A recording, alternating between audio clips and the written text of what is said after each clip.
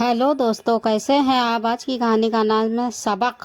आज भी खाने में वही खिचड़ी। बहू मोनिका पर आज फिर से सासू माँ मंजू जी बरस पड़ी। हाँ माँ जी, आज सुबह से ही सिर बहुत दुख रहा है, काम नहीं करते बन रहा, तो सोचा सब के लिए खिचड़ी ही बना देती हूँ। मोनिका ने बहुत ही धीमे स्वर में अपनी सास मंजू जी से कहा। हाँ हाँ, मुझे सब पता है, तेरे नाटक, ये सब तेरे काम से बचने के तरीके जो हैं।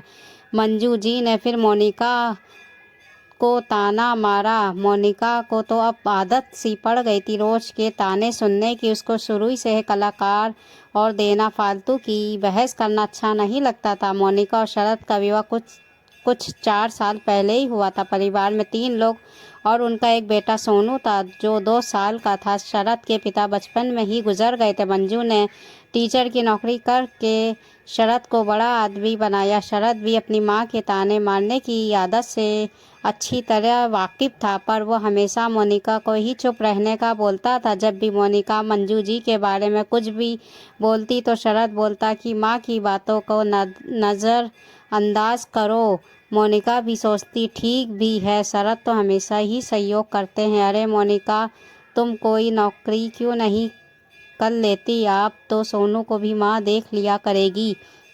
एक दिन शरद ने मोनिका से पूछा, क्योंकि मोनिका को पढ़ना और पढ़ाना बहुत अच्छा लगता था। सोनू के जन्म के बाद से वो खुद को समय नहीं दे पा रही थी। वो बुढ़ापे में अब बच्चा नहीं संभालता मुझसे। मंजू जी ने तुरंत कहा। माँ, मोनिका सिर्फ 5 घंटे वाली ही नौकरी देखेगी। सोनू को आपको दिन में ही तो देखना है। शरद बोला। शरद के समझाने पर मंजू जी भी मान ही गई और मोनिका भी एक पास वाले स्कूल में नौकरी करने जाने लगी। मोनिका सुबह उठकर सब का खाना बनाकर सोनू को नहलाकर तैयार कर 10 बजे निकल जाती थी। शाम को रोज़ 3 बजे तक घर भी आ जाती थी। शुरू में तो सब कुछ अच्छा चलता रहा, पर अब मंजू जी को मोनिका पर और गुस्सा आने लगा, क्योंकि मंजू जी का अब दिन में सोनू के कारण अपनी सहेलियों से मिलना जुलना जो बंद हो गया था। नहीं तो पहले रोज़ दोपहर में सहेलियों के साथ खूब गपशप चलती रहती थी। अब तो मोनिका को हर बात में ताने सुनने पड़ते थे। साथ में घर आकर सोनू के काम, रात का खाना बनाना, स्कूल के ढेर सारी कॉपियाँ चेक करना और भी घर के काम। मोनिका ज़्यादा थक जाया करती थी। एक दिन स्कूल में ज़्यादा काम होने के कारण मोनिका को आने में थोड़ी देर हो गई। जैसे ही मोनिका घर आई तो देखकर हैरान रह गई।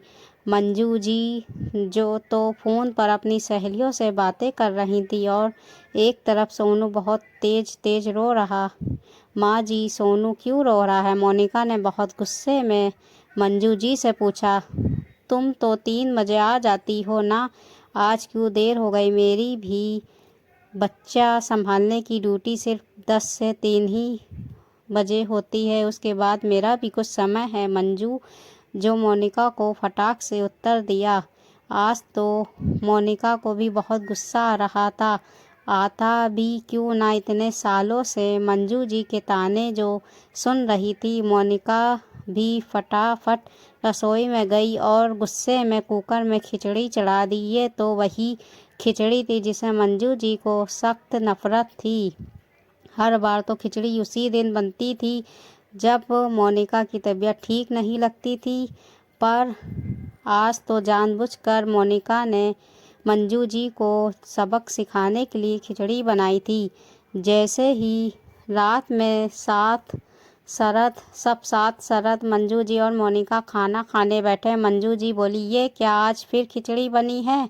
आज तो मोनिका कोई मौका नहीं छोड़ने वाली थी। मोनिका बोली, माँ जी, आपको अपने पोते को संभालना एक ड्यूटी लगती है, जैसे आपको अपनी सहेलियों से बउओं की बुराई करने में मज़ा आता है ना। रोज़ उनसे बातें करके आप सभी सासें अपनी बउओं के लिए रोज़ नई नई खिचड़ी पकाती हैं। वैसे ही मैं भी घर में कभी कभी खिचड़ी तो बना ही लेती हूँ। मोनिका का उत्तर सुनकर मंजू जी का चेहरा तो देखने लायक था ही, साथ साथ शरद को मन ही मन बहुत हंसी आ रही थी।